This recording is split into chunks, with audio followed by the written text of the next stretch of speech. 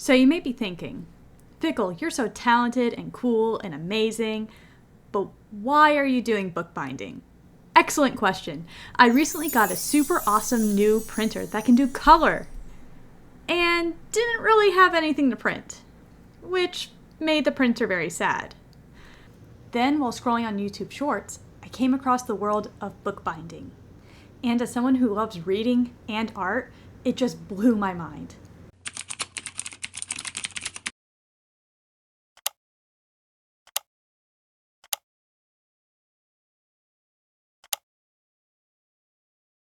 Maybe I should have given it a bit more time.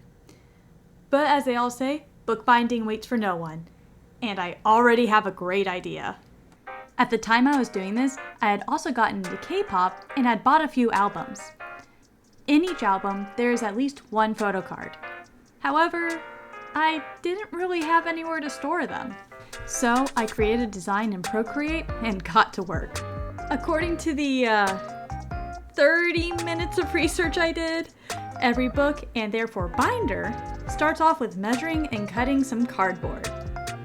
And here you can see me failing to cut through with a paper cutter and having to switch over to the X-Acto knife, while my finger is shockingly close to the blade.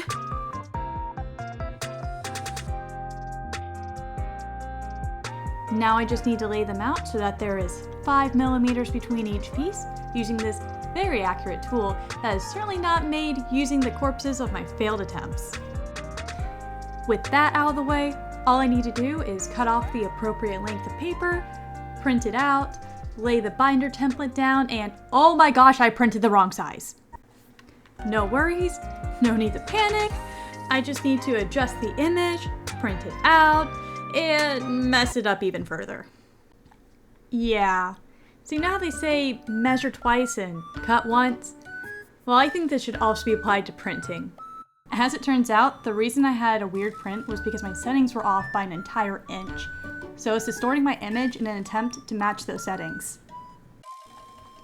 But now it's perfect, right? You see those white lines? The ones that have been there for every print? Yeah, those are not supposed to be there. They're a placeholder for the 5 millimeter spacers, so if I kept them, the binder wouldn't look right. But finally, I printed everything correctly, and I could move on to gluing. Thankfully, nothing of note happened here. Everything stuck exactly where I wanted it to, and the bone fold actually was way more handy than I initially thought it would be. Now to place every heavy object around me onto the binder so that I can dry flat and even. And since everything had been dried overnight, it makes gluing the edges a complete breeze.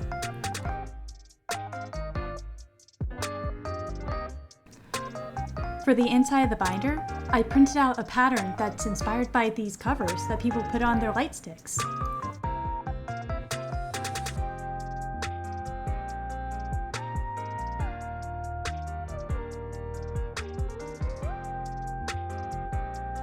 Time to punch some holes into the cover so we can add the rings.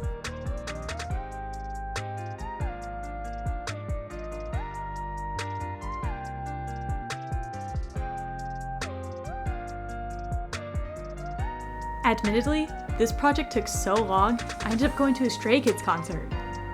It was the first K-pop concert I'd ever been to, and was by far the best concert in general I've ever attended.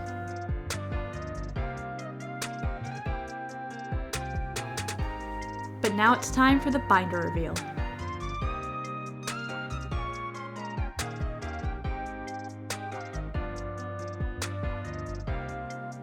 I'm really proud of how this turned out. While there are many bumps in the road, it's very cool to be able to say that I made this binder completely by hand. Now I just need to figure out what to do with all the rejected prints. Thank you so much for watching! This is my first time attempting to do something like this, both the binder making and creating a video for YouTube. If you want to see someone actually teach bookbinding correctly, check out That's My Bookshelf on YouTube. I mainly use their videos to teach myself how to do this. I'm always doing odd projects like this though, so keep an eye out in the future for another one. Maybe I'll give plushie making a try next. I do have that sewing machine just sitting in the corner.